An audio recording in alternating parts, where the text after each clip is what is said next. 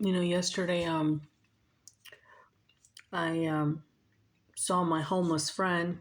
His name is Robert. This guy's in his 60s. And I went to go get something to eat, and he was there. And I didn't tell him I was going to get him something, but I saw him standing there in the 4-degree weather out here. And when I see him, I always get him something. So then I got online, got him something. And I surprised him, and I took out the coffee first. He thought I only got him coffee, because usually I'll ask him what he wants. But I know what he likes, so he was taking the coffee from me, and he goes to me, "Thank you. Merry Christmas." And he says, I hope whatever you ask for Christmas comes true. It just touched my heart. He didn't know that I bought him other stuff. So then after he said that, I said, I bought you a breakfast meal here. He goes, "For me, you didn't have to do that." I said, "No, I know you're hungry and I wanted to, but I want you to do me a favor. I need you to go to the shelter. It's very cold out here. I'm sorry I can't come here every day. I'm off for a couple of days. That's why you've been seeing me a lot, but usually I go to work. So and he goes, I really appreciate you so much. I appreciate you buying me these meals, and I appreciate you, and I hope." He touched my heart. I just got to I started to get tearful on him. When I drove away, I was like, oh my God, he just gave me blessings from the heart. He said, "I hope for Christmas you get what you want." And I was so emotional when I drove away. I started to cry. I said, "Jesus, this stranger just gave me this blessing. This stranger just gave me this blessing. Was that you, Jesus, coming through him?" And Jesus says, "Yes, that was me." So Jesus, I'm not saying he was Jesus, but sometimes spirit could talk through people. So Jesus' spirit came through him and told me that this morning. Yesterday. And I was so touched. I was so emotionally touched that I thought about it all day long. And I'm looking for a place. I found some. But yesterday, when I was looking for a place to live again, because my place is getting sabotaged again, I was looking for a place. And I kept on thinking, when I was little with my mom, when we went apartment hunting in New York, and she had saved just enough money for down payment. She had saved just enough money to move in. She had just enough money for food, but she had no money for furniture or bed or anything like that. But so she wanted to rent a really nice house, actually, in a nice neighborhood. It was really big, and she took me with her to see it.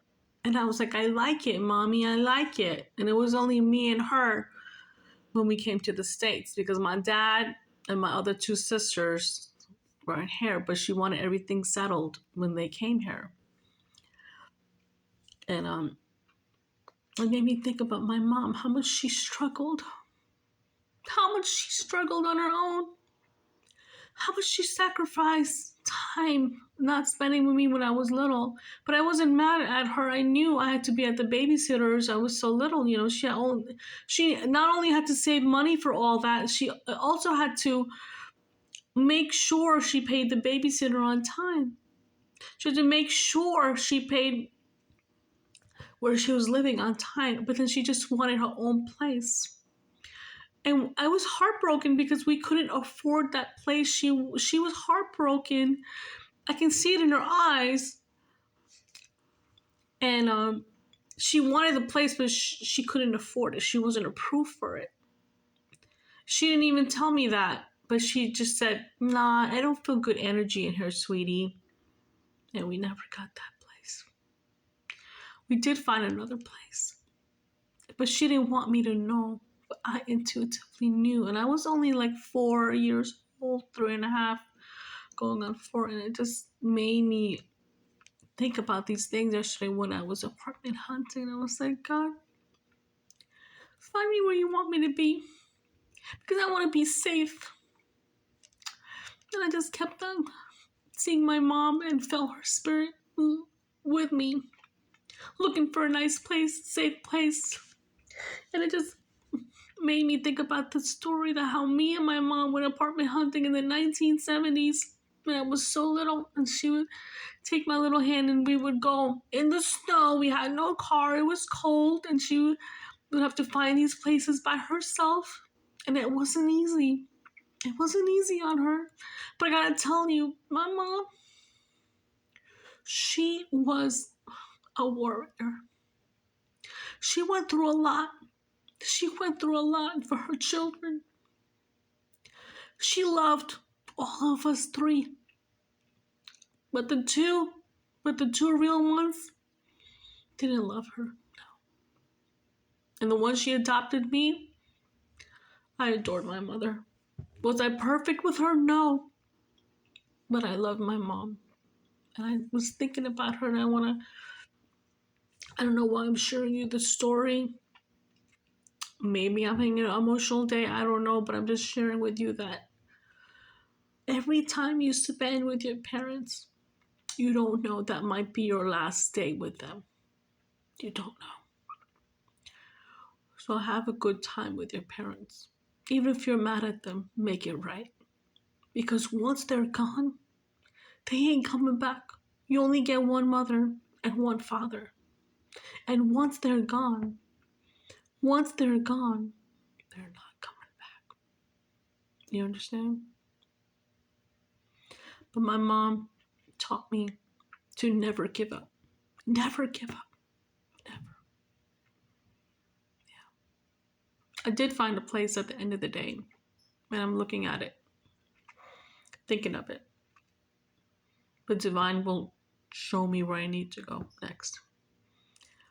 And I just want you to understand where I'm coming from. Why? I don't know. Maybe you need to hear this morning.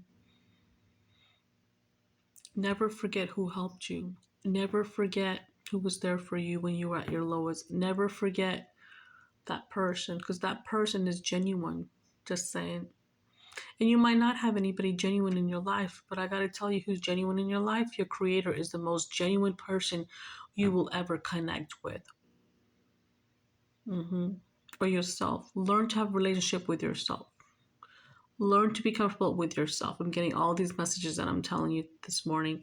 Learn to know yourself first, then you can know another. If you don't love yourself, if you don't know yourself, how are you going to know somebody else you want? That's the message for this morning. Learn. Learn who you are on your good days and bad days. Learn every single day. Learn. And if you're in a relationship, try to water the relationship every day, just like you water your plants. You know, it's not going to grow if you don't water it. You know, you need to cherish it, just like you cherish a garden. How you cherish a garden? How? You have to plant your seeds, right? You have to find the right soil, and then you have to water it, right? And then keep an eye on it, right? That's how you exactly water your relationships. With your person. Water it. Water it every single day. Because being in a union, being in a relationship is not a walk in the park. It's hard. It's hard. It's not easy. I saw my mom go through a lot with my dad growing up. But you know, she never gave up on him, because my dad, he wasn't easy, man. He came to America. He was a little gangster. You know, but then he learned. She taught him who he wanted to be. And they were together for 57 years. 57 years. Was it easy? No. Did they love each other? Yes. I'll never forget the look on my dad's face when my mom passed away. That look. It was so sad. Thanks for listening, guys.